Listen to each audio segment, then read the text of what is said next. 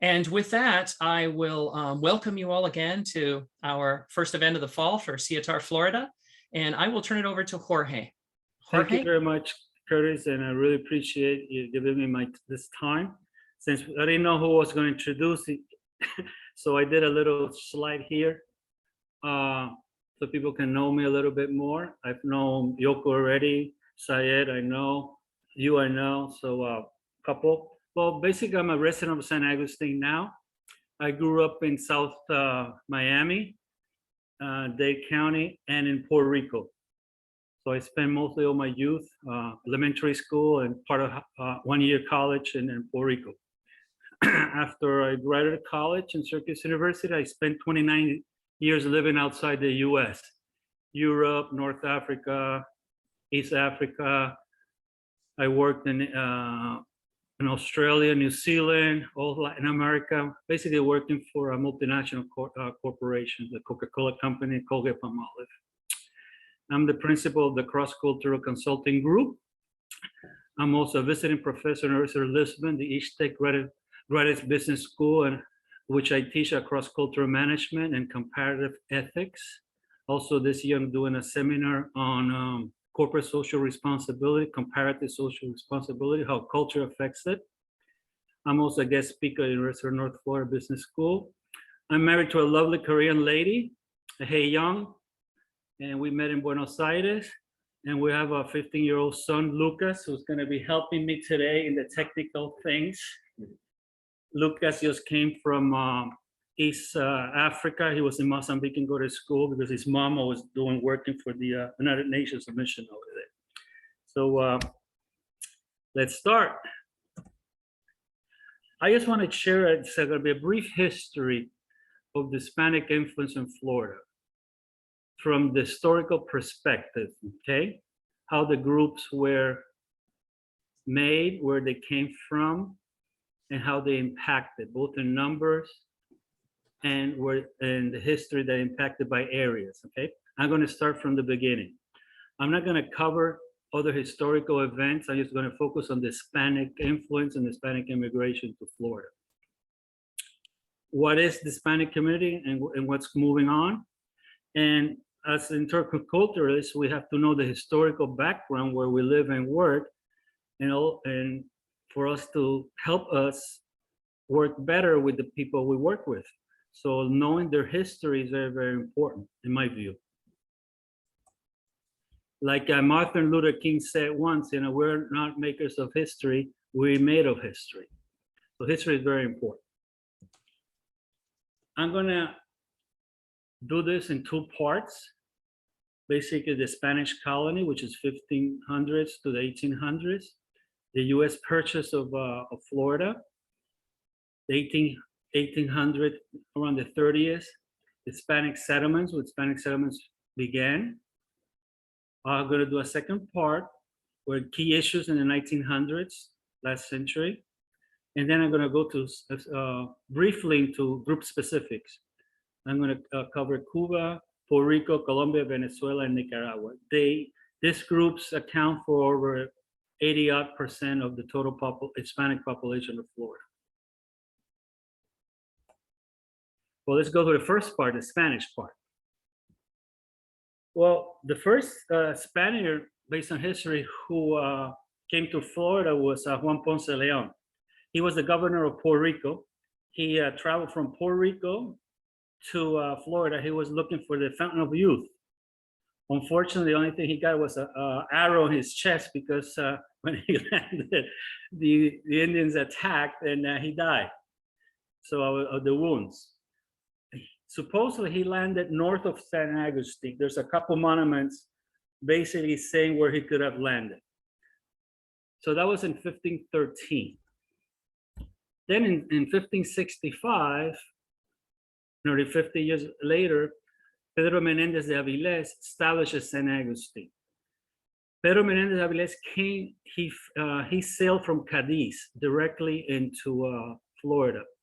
And the reason that they came here was to counter settlement of French Huguenots, which had landed like a year before north of San Agustin, a Fort Caroline.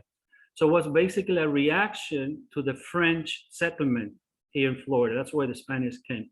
Also to maintain their property or their whatever establishment here in Florida. But really now in 2015, a very interesting thing happened. Pensacola was really the first European settlement in the US before San Agustin. There was a gentleman, Tristan de Luna, who came from Mexico with 1,500 colonists and Aztec Indians. They named the settlement Santa Maria de Ochuse. It was destroyed by a hurricane twice, and the Spanish just left. Obviously, the West Coast, it's very inhospitable. There's not much good for agriculture like the East Coast is, so the Spaniards left. But this is a very interesting thing that's really shuffled the board, because people always said it's San Agustin, but now it's become a fact that it was really in Pensacola in 1559. Also, the Spanish went to South Florida in 1567. Hernando de Escalante Fontaneda went to Miami, settled there. A hurricane came, and all his fleet got shipwrecked, and Aviles from San Agustin had to go and save him. Again, in 1743, another settlement by the father Joseph Xavier established Santa Maria de Loreto, both in South Florida. Another hurricane came, illness, mosquitoes, and the Spanish desisted, and they just remained in San Agustin. That's because people always focus on the northeast of Florida, but the Spanish were in the West Coast and South Florida too. So I have a little trivia question here. Name the oldest city on the US flag.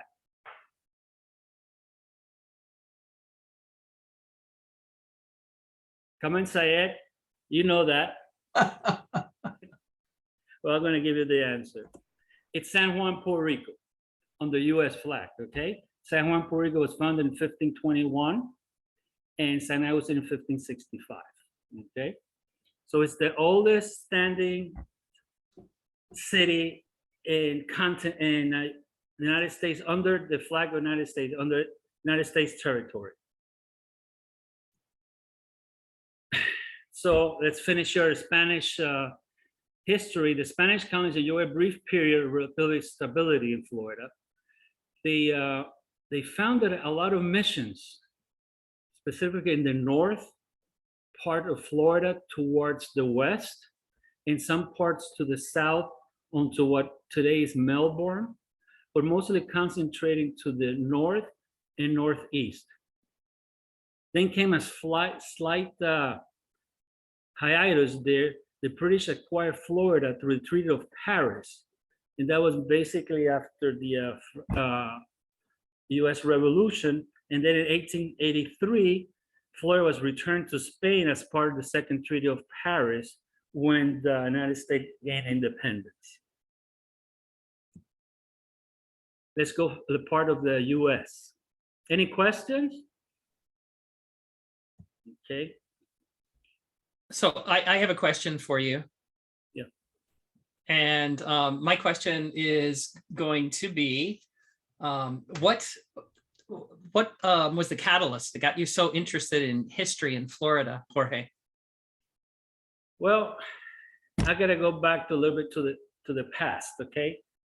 When I started my marketing career, I was in charge of the Hispanic markets in the United States. And the Spanish market at that time was New York, Chicago, and Miami. So I worked a lot in research in Miami, how we could put products that could be attracted to both the Puerto Ricans, Cubans, and stuff. So I started learning a lot about the Cuban influence at that time, and then the Puerto Rican influence.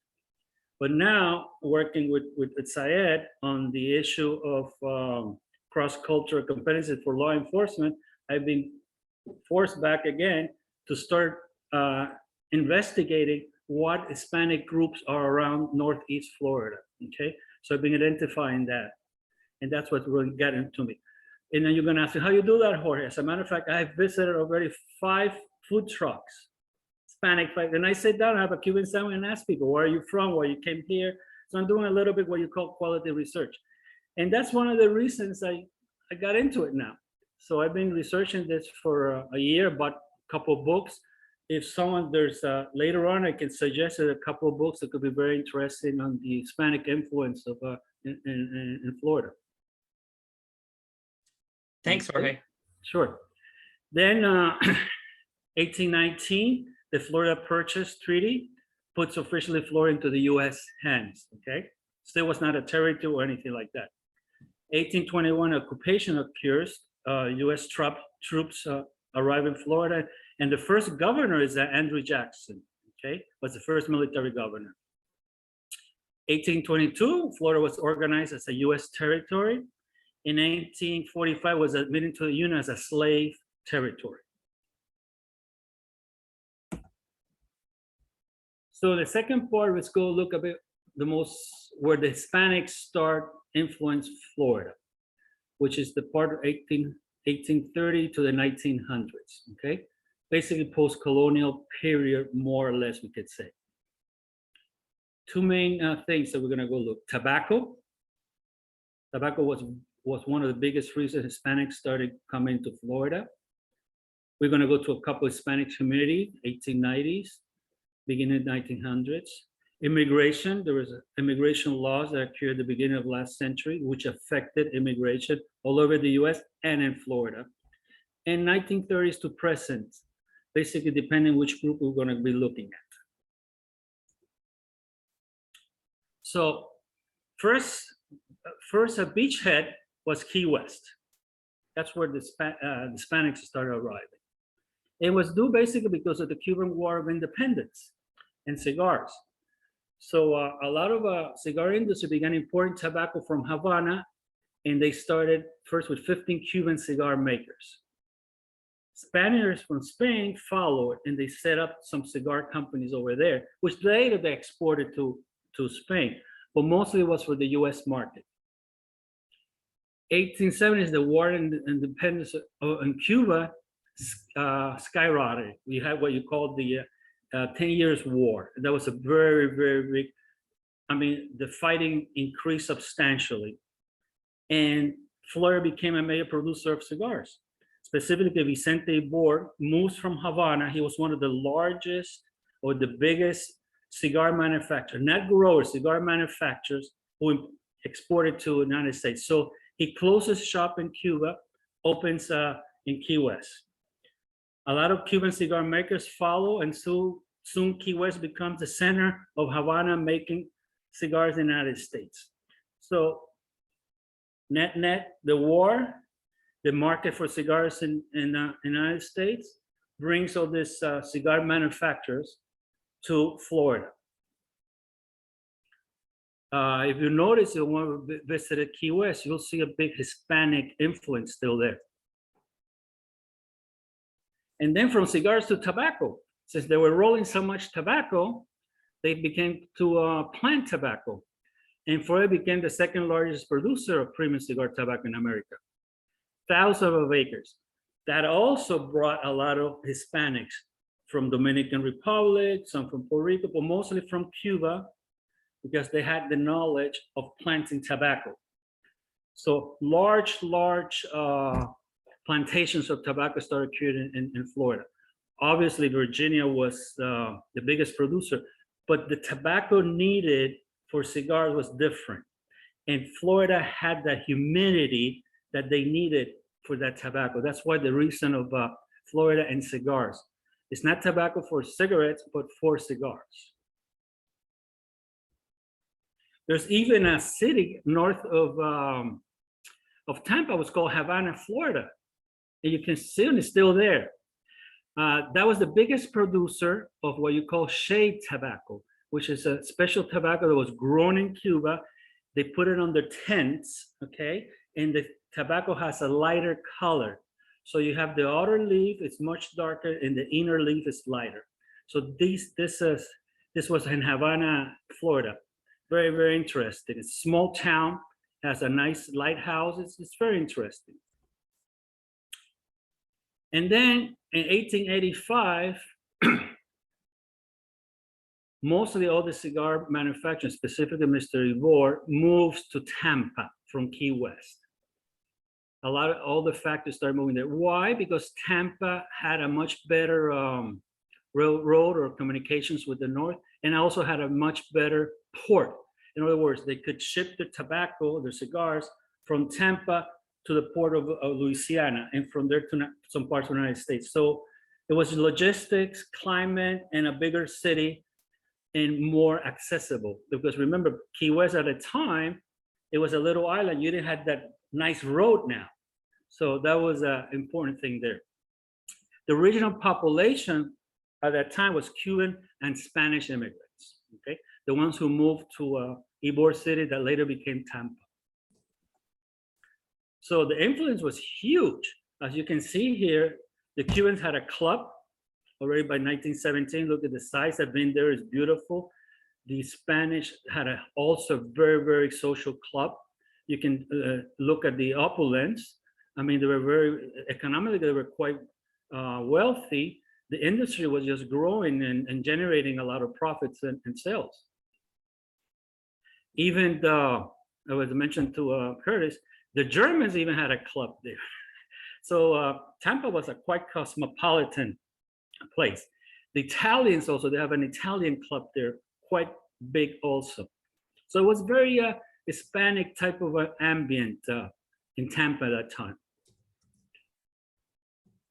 Even interesting, apart from those two I mentioned to you, there was the Afrocuban Mutual Society, okay?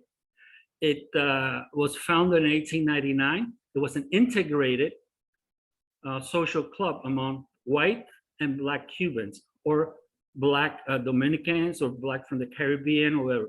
So it was integrated, and they had relationship between all the clubs. It was called General Maceo, because the Washington, the equivalent of Washington for Cuban, was the General Antonio Maceo, which was Afro-Cuban.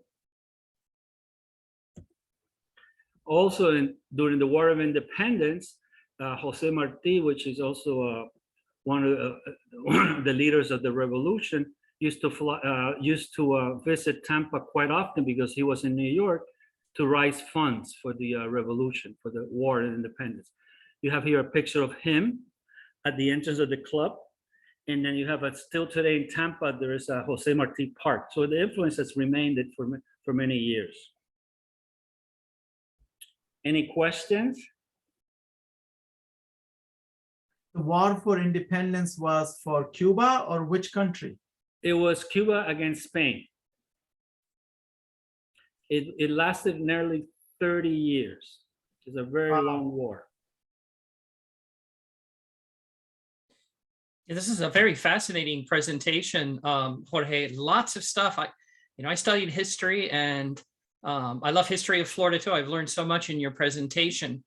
One thing I'm noticing is that there are strong Hispanic influences and different kinds of influences in Florida. And I know you're going to talk a little bit more a bit later about other Hispanic influences on Florida, but just looking at the diversity now, it's pretty incredible. That's correct, and it goes back, and it was basically economics, economics and cigars.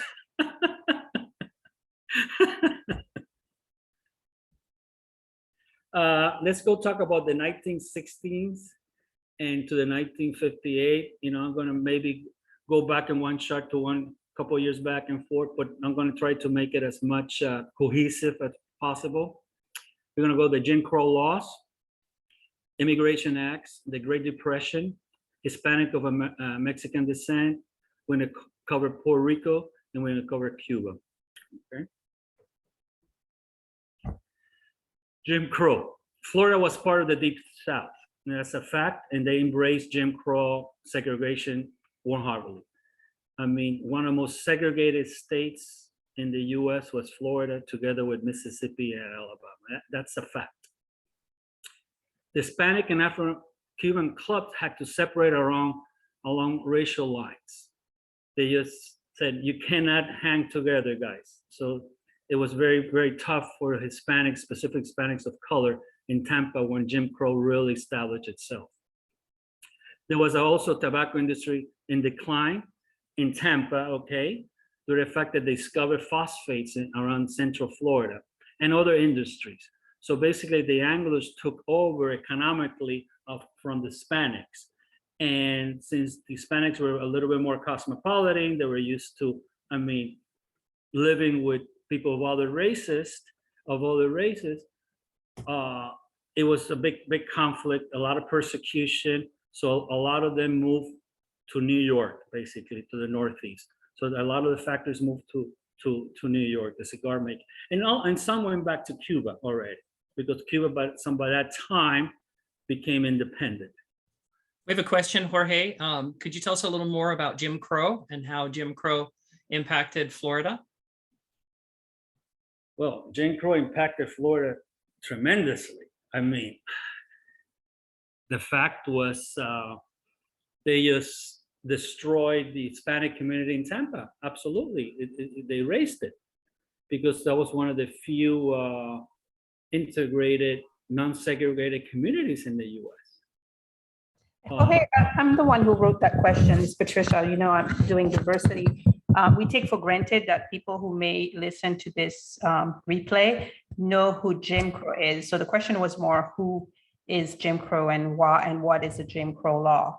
Well, the Jim Crow laws was a segregationist laws after the famous Supreme Court separate but equal, which never existed.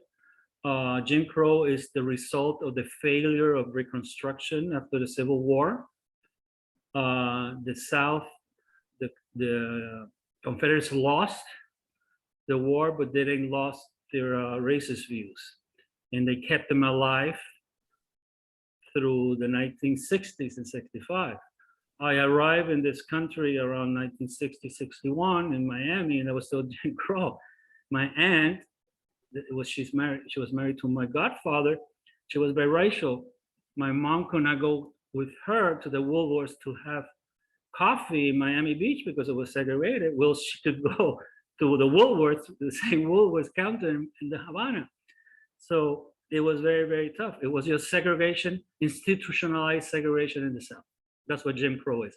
And Jim Crow is a figure. It's a type of a pantomime of African American who used to play in the theater and paint his face black, of white man, playing around, you know, looking like an African American and making fun of him. That's what Jim Crow comes from.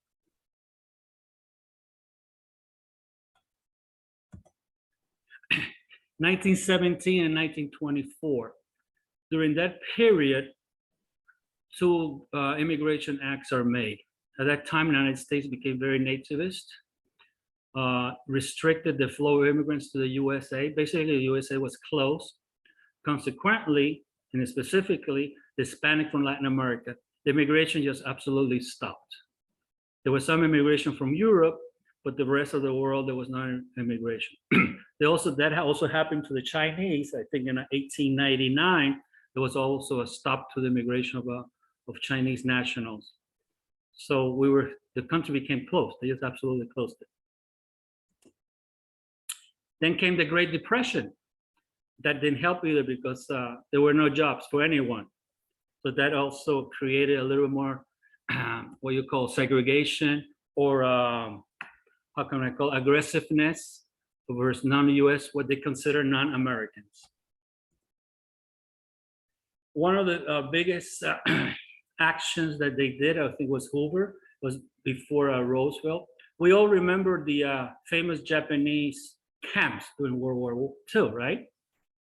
But no one knows, and no one has read, or no one has say so, but over 1.3 million Mexican citizens and non-legal residents were expelled and repatriated to Mexico between 1930 and 1934.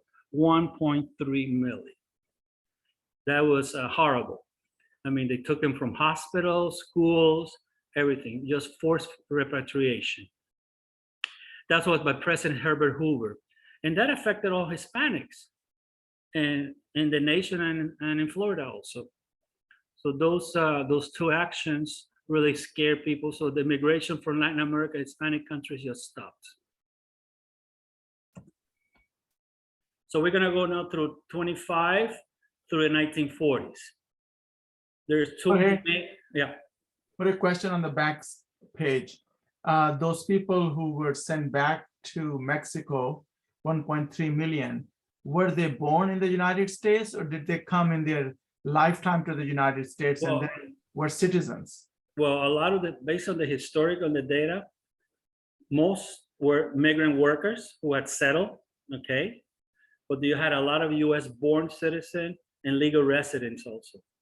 However, at that time, you didn't have no much papers and there was no due process. So if you look at it, you research a little bit, they just took whoever was Mexican, looked Mexican, they just shipped them back to Mexico. Okay, It but happened also in South Texas. okay. And at those times, you know, people were not keeping any IDs or passports or things like that anyway, all right? No, there was no due process. It Yeah. was just, If there would have been a passport and show I was born and raised here, or I have a citizenship here, they were still deported then? no, that I cannot answer you. Just basically what I read. I assume that yes, I mean, there were migrant workers, farm workers, some, you know, were educated or not. They just, it was very strong. Also, the South of Texas, it was under Jim Crow too. So in the South of California, it was Jim Crow too. So, I mean, they didn't have a chance. They really didn't have a chance. But people don't recognize that. They always think about the Japanese camps, and no one talks about this forceful removal of Hispanics in the United States during that period. Does this thing has a name like the Japanese one called internment camps? Is there any name assigned to this No, you just check forced migration? No, you just check Mexican repatriation, forced repatriation, 1930s, and you're gonna find some Okay. information on it. There are not Got it. many books. It's just like kept in the closet.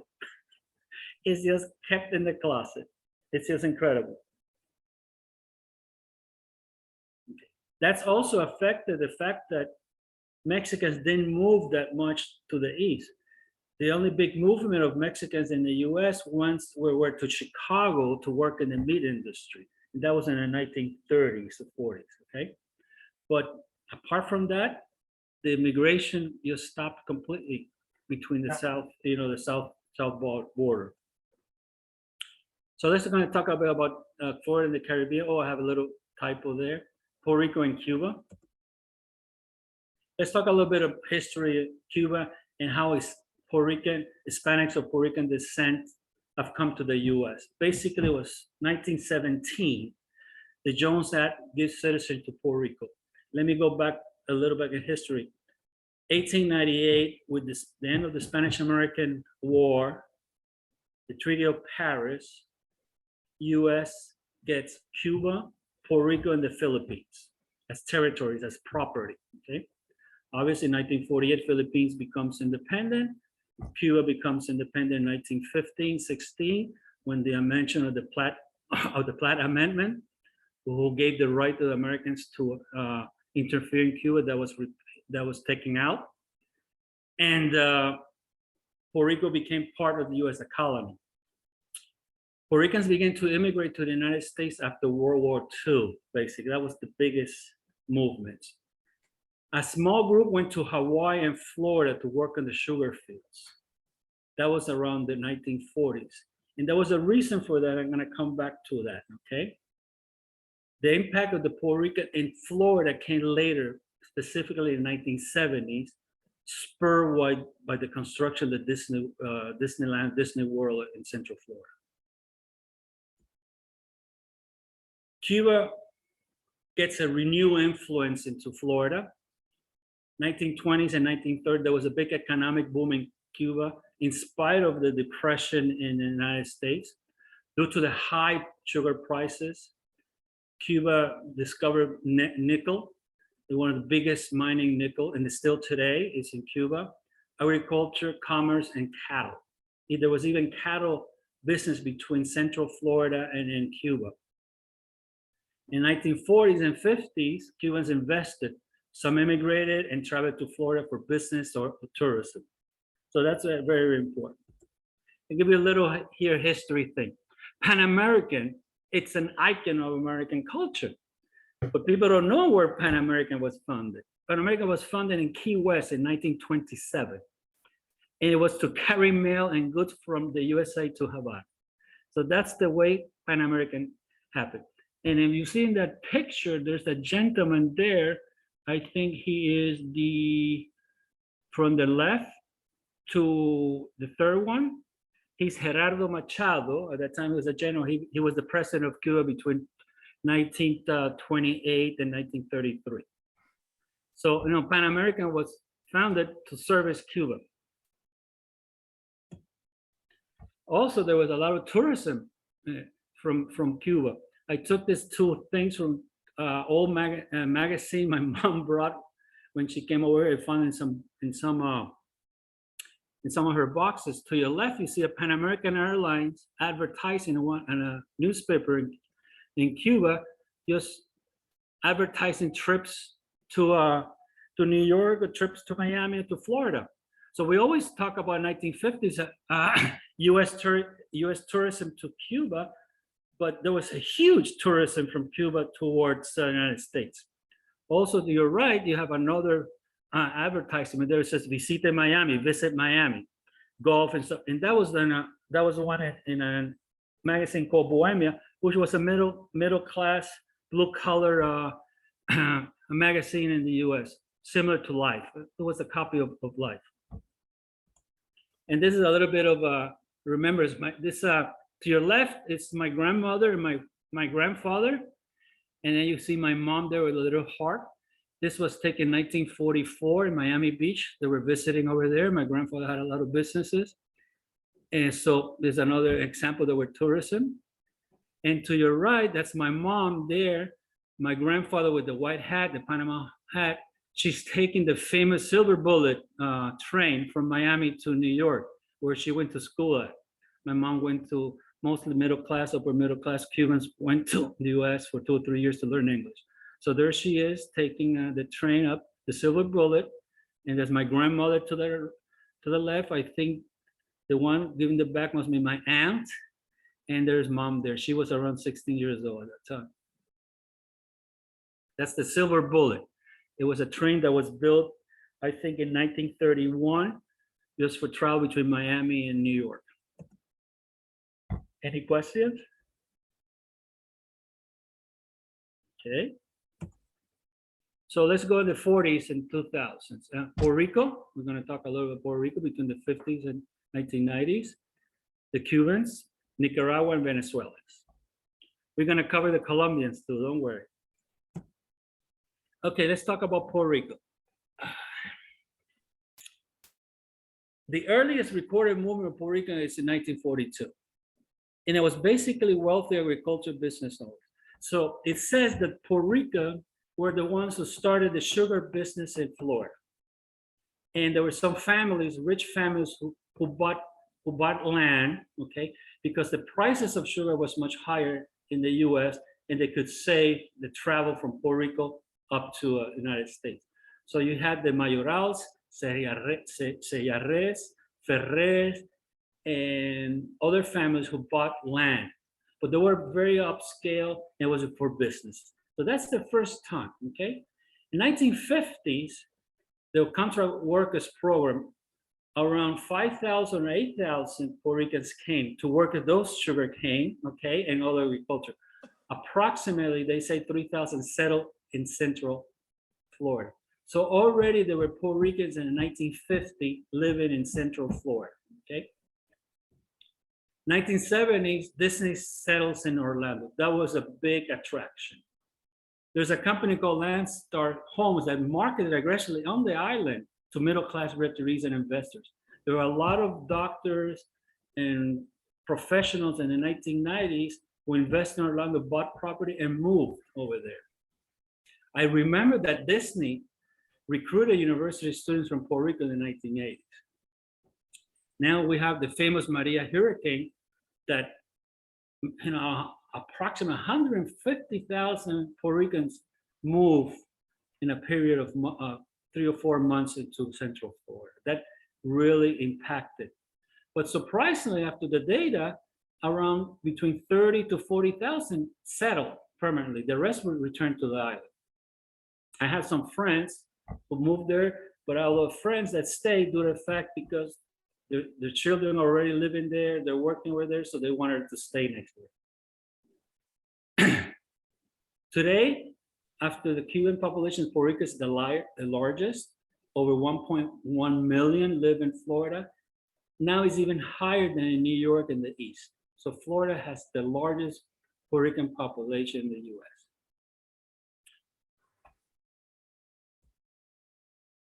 Let's talk about Cuba. Cuba is interesting because they had very, not as similar as the Puerto Ricans, because remember the Puerto Ricans were US citizens. They could move freely between the United States and Puerto Rico.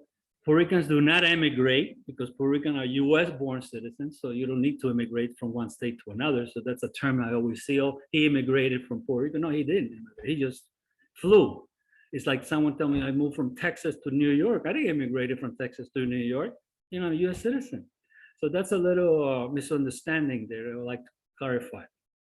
So you have the first exile community, which called the Históricos, that between 1959 and 62, around 400,000, basically professional doctors escaping the communist revolution over there, or Fidel Castro revolution, what you want to call it. Interesting that people don't know, between 1960 and 62, there was a mass exodus of unaccompanied minors between the age of 6 to 15. 14,000 kids were airlifted, clandestine, through the Catholic Church to Miami, alone. A lot of those kids, I know a couple of them, never saw their parents again. Parents, you know, went to jail or died, or who never left Cuba again. Some were reunited with their parents. It was a very, very sad history. There's a camp in Miami. There's a big sign over there, Camp Maricambo, which is where they were hosted there. Also, a colleague of mine in Yale University, Carlos Eri, wrote a very famous book on this called Snow in Wisconsin, because he was a Peter Pan. He was sent to Florida, never saw his parents again, so he was sent to a foster home in Wisconsin. There was another exodus in 1965, the Camarioca boat lift, around 3,000. I know that because my father rented a boat at that time to pick up my grandmother, my uncles, and all his family and stuff. That brought around 3,000. Then we had the famous Maria boat lift, who brought it 125,000 Cubans to Florida. And then after the 1990s, the wet feet, dry feet policy stopped tremendously the legal, what you call it, immigration to United States from Cuba. After that were mostly rafters who came. I don't know exactly the amount of who came to the United States through those makeshift boats. That's me and my mother, 1961.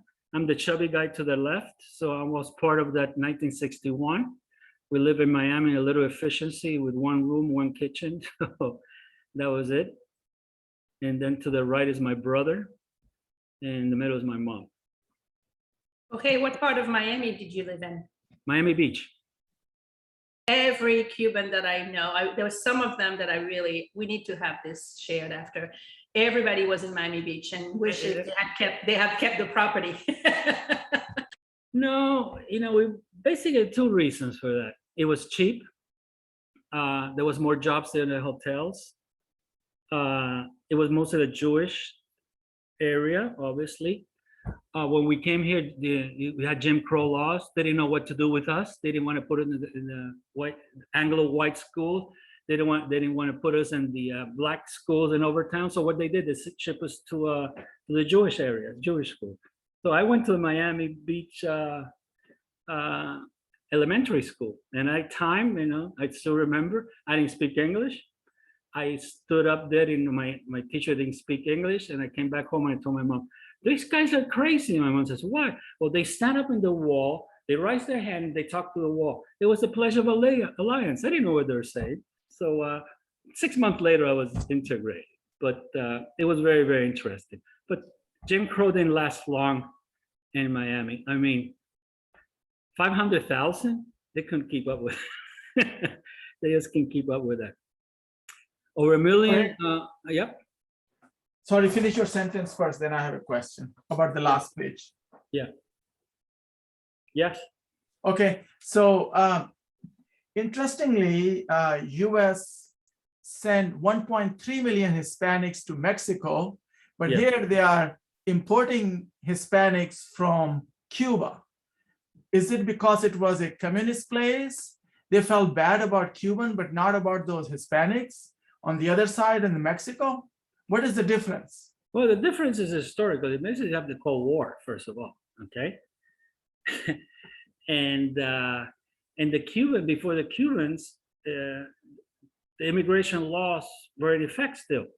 So they invented a little waiver, which called the visa waiver. So almost the Cubans who came in 1960, your passport still have mine, says visa waived. You didn't need a visa to get to the United States. You had the fiasco, and then you have a communist dictatorship right next door, and mostly this Cubans work for U.S. companies, were very pro-American, so they just opened the floods. They just opened the gates of immigration.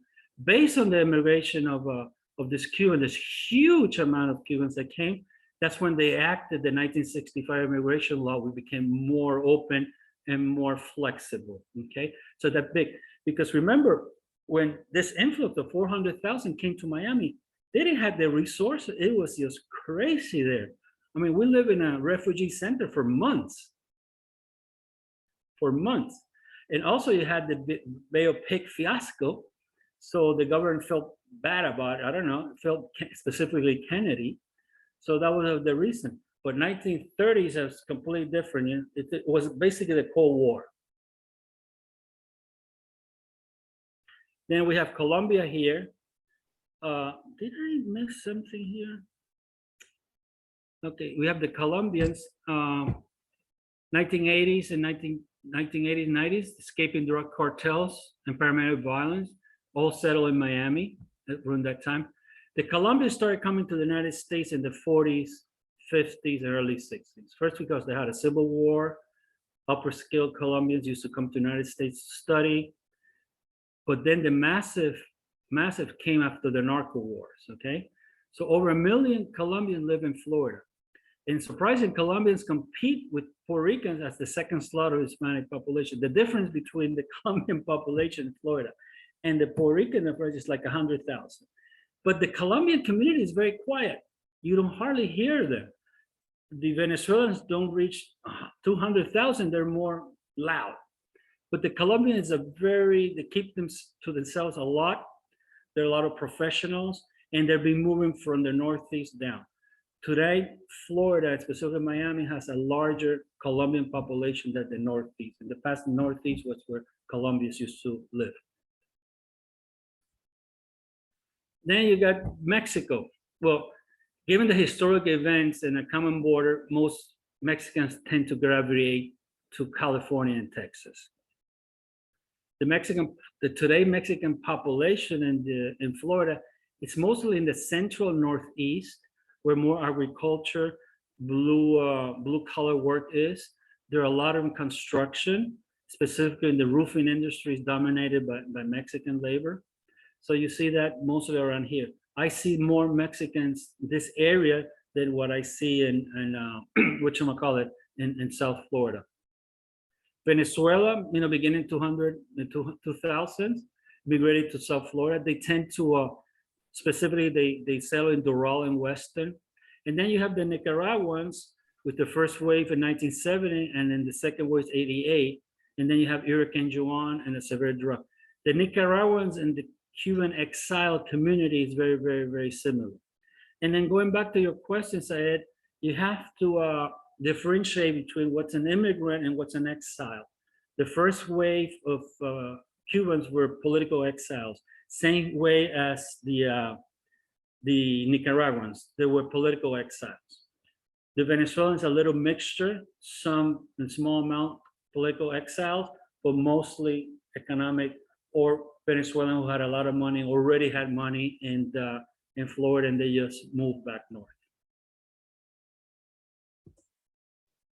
So where are we today? Well, there's 5.3 million Hispanics in Florida. This is based on the census. 26% of the total population. I think it's bigger. I'll call it over 30. It's concentrated in the central and South Florida, but there's a big pattern of Hispanic moving northeast, specifically blue-collar workers, truckers, and stuff. And these are the people I've been talking to. There's also an influx from Mexicans also from the construction, because the Northeast is booming, specifically these two counties over here. So you do find that movement.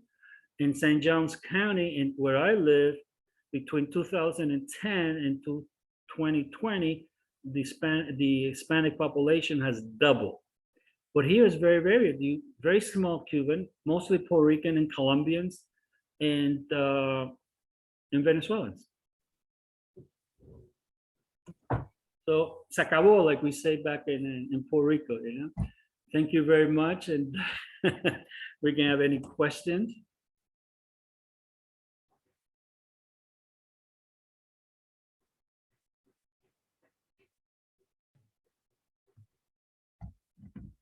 Jorge, do you have any idea how Hispanic population is divided among different economic levels? Like, are they equally divided all the way up to down, just like the other groups are, for example, European Americans, or they are heavy on one side versus the other side in terms of economic levels? That's a very good question. And that goes back to the theme that I always, I more or less lectures small on it.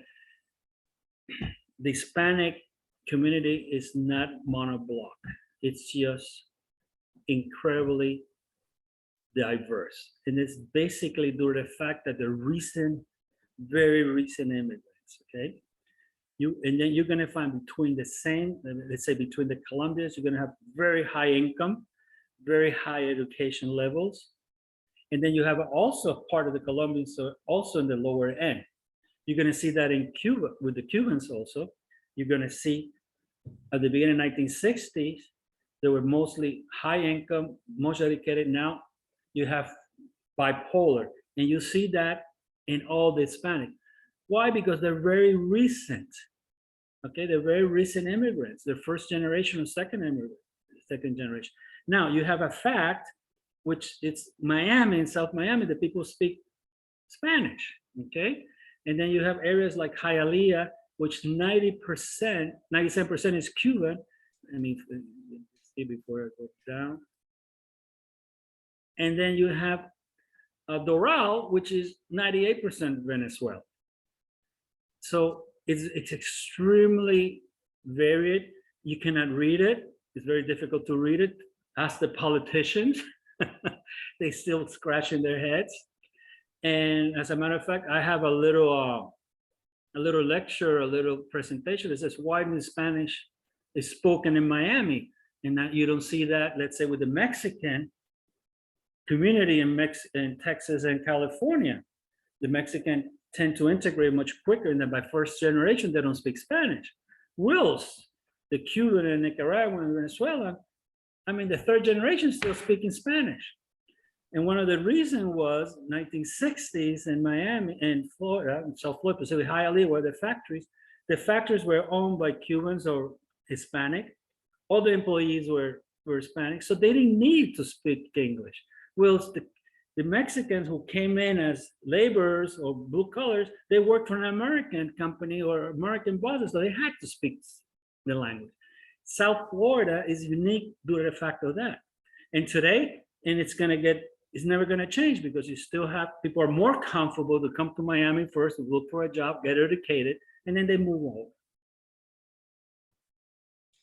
Jorge, thank you for that answer. We have another very interesting question related, I think, to Syed's question, and it's from Yuko. How is the relationship between Puerto Ricans, Cubans, and Colombians today? Well, there is a very famous poet, which called Lola Rodriguez de Tio, that says that Cuba and Puerto Rico is this, it's two how you call it, alas, wings out of the same bird. The relationship with the Puerto Ricans and I mean, it's like any other community. It's absolutely any other community. Obviously, the Puerto Ricans are more based in Central Florida, and the Cubans are more based in Miami. The Puerto Rican community, due to the fact that the large numbers, economic power, they have more political and economic power in Central Florida than Puerto Ricans do in Miami. So between Hispanics, yeah, you're gonna have you can have obviously some differences, but once again, it shows you how different they are, because you go to Miami and then you see Miami is Hispanic, they all should be together. No, the Puerto Ricans live in one neighborhood, the Venezuelans live in another one, the Venezuelans live in another, Nicaraguans live in Sweetwater, and then when they make money, they all move to Kendall. So they are separated between Miami. They go to different schools, they go to different churches, and because they just newly arrived and they feel more comfortable with people from their country that also recently arrived. Yeah, that's very interesting. And also, while everyone speaks Spanish, there are the big differences in terms of the accents from the different groups as well. Correctly. They have difference politically, culturally, food. I mean, I should have put this little sign. There's signs in Miami that says, this is a Cuban restaurant, we don't serve tacos. Because Americans, they go and ask for tacos in Versailles. You don't, it doesn't happen that way, It's like, Colombians, Venezuelans eat arepas, and we don't eat arepas. So I'm not gonna ask arepas in a Cuban restaurant. And it's They're very delicious though, Jorge, I have to admit. I know, arepas with the rum, Pampa rum is very good. I think Patricia has a question as well. Yes, Patricia. Oh yeah, it's kind of a targeted question. Jorge, I'm telling you, the power of SIETAR Florida and presentation is that I'm going to call you tomorrow to work with me on a project. This is so timely. So question that I get from global business companies and teams, but especially my South American expats. Okay. We have family in Miami. We've come to Miami all the time. We don't need intercultural training. So of course we do, right? So how would you answer that question? And then I do have a comment after that regarding this. First of all, it depends who you work with, okay? I work in Argentina for 10 years, and there's a lot of Argentinians with a lot of businesses in Argentina. And I'll give you another example. Argentinians are short term. They want the money immediately. They want to finish the job and fly back. Why? Because the historical perspective of Argentina is hyperinflation, economic disasters, and short-term periods of stability. Okay, that's one question. And obviously, if you go to Colombia, the way of doing business in Colombia is completely different from, let's say, Brazil. Brazil, the ties, the family tie, the college tie, the neighborhood ties remain very strong through your professional career. Mm-hmm. So yes, you do need that. It's the same thing as a Portuguese moving to Brazil. Absolutely different. As a matter of fact, I'm working on a project with Castle Farm in the UK. They have this huge Portuguese technology company that has 600 employees outside Portugal. They want to train those employees on Portuguese culture, because everything today is through the video or remote. So people working remotely, they don't adapt to the culture because they're working from their homes and dealing with Portuguese back home. So there's a little, friction over there a little bit, there's a little understanding. But yes, that's very, very common. Mm-hmm. And it's kind of difficult to convince them. The thing you got to convince them is just minimize risk. Absolutely. What I'm finding is, of course, it's just like for Americans saying, I'm going to England, I don't need intercultural training. That's where my great grandparents come from, right? So, but what I'm finding, and you mentioned it, especially in South Florida where I am, I'm in Palm Beach County and I do see different kind of cliques, different than Dade, right, county. But so definitely, you know, you have Little Havana, you've got Hialeah, you've got Western Nuela, you know, Western is very Western. But the people, look, Doral socioeconomically is completely different from Western. Yes, Western is the second wave. exactly. And that's the way society, that's the way culture works. Back in Venezuela, they were, you know, because Venezuela was very hierarchical. You had the high end, and then you had what they called the people that went to the right schools. So, and then they transport that to where they settle again. And then you have to also realize, like specifically with the Cubans and maybe with the Venezuelans now, the rest of a lot of the immigrants, you can always return home. I mean, you can return home. The Cubans, like my father, he never returned home. They cannot return home. Therefore, they establish themselves. That's another difference between some of the Nicaraguans also. So and that separates them a little bit more from the other ones that can always return home. Okay, that's why they started specifically the Cubans and the Nicaraguans in the area of politics in South Florida, because there was no return back home. Okay, well, the last thing that I'll say is, I know that, and that's why I really think this is a great session, and I think it should be shared with many. We should be shared with the whole, you know, global SIETAR, because we have a lot of people that are moving to Miami are going to be in charge of the LAC or LATAM region, so they need to know everything that you shared in details. When we go to the values, for example, you mentioned it, you know, religion is important. That makes you go in this area or that area. Hierarchy, classism, all of that is what connects us, you know, down in South Florida, or separates you, right? Because, you know, of course, you know, classism and where you come from and all of that. So I usually, when I touch that with expats, they see where there's a gap, a small one or a big one, and they realize the importance, right? Because you're not coming on vacation, you're not coming just to shop or to go to Disney, you're coming to live here this time. No, definitely. I'm going to give you another example. The Argentinians. I live in Argentina 10 years. I met my wife in Buenos Aires. So as a matter of fact, she's visiting Buenos Aires now for a couple of days. I was speaking to one Argentinian. I said, do you go to this place? And he says, no, those are the rugby Argentinians. Rugby in Argentina is, you have polo, but you have rugby. That's the upper class game for middle class up. So they transported that to Miami. And then some Argentinians says, no, I don't belong to that group. That's the rugby club. So among the Argentinians, you have separate socioeconomic things. It's like the UK, you came from the UK. When I train Americans to go to the UK, I said, the first thing you got to learn is which football team they belong to. They'll define them socially and culturally. That's the first thing you should learn, apart also from the pub etiquette. So people transport the cultural values to the new area. But in Miami, being so Hispanic, it transcends time, okay? So I want to thank you for the questions, Patricia, and for the rest of you. Thank you all for participating tonight, for coming. And please join me in giving me a round of applause to Jorge. Jorge, thank you so much.